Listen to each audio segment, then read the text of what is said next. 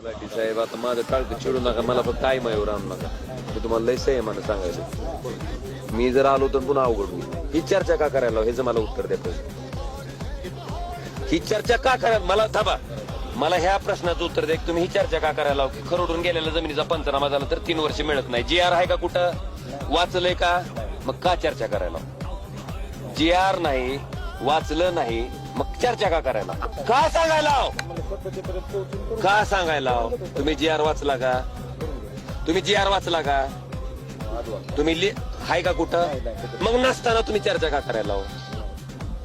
तुमची लेकरं बाळ 3 पिढ्या तुमच्या नीट व्हायच्या नाही. मी तुम्हाला सांगतो, तुम्ही जर चुकीचं केलं ना, अजिबात फालतू चर्चा करायची नाही. इथं काय झालंय साहेब, खाली तलाठी मंडळाधिकारी विनाकारण चर्चा करायला लागलेत की खरडून गेलेल्या जमिनीचा पंचनामा केला की पुढचे 3 वर्ष काही मिळत नाही. ऍक्च्युली असं कुठंही तरतूद नाही, असा कुठंही जी आर नाही. मग ही का चर्चा करायला साहेब? तुम्ही त्यांना तुमच्या VC वरनं स्ट्रिक्ट सूचना द्या की अजिबात अशा चर्चा करायच्या नाहीत. आता मला सांगा, शेतकरी मला सांगायला लागलाय की साहेब तलाठी मंडळ अधिकारी मला असं म्हणले की खरडून गेलेल्या जमिनीचा जर पंचनामा केला तर 3 वर्ष तुम्हाला पुन्हा काहीच मिळत नाही. तर त्यांना सांगा साहेब, त्यांना पाया पडून सांगा, कृपा करून फालतू चर्चा करू नका म्हणून.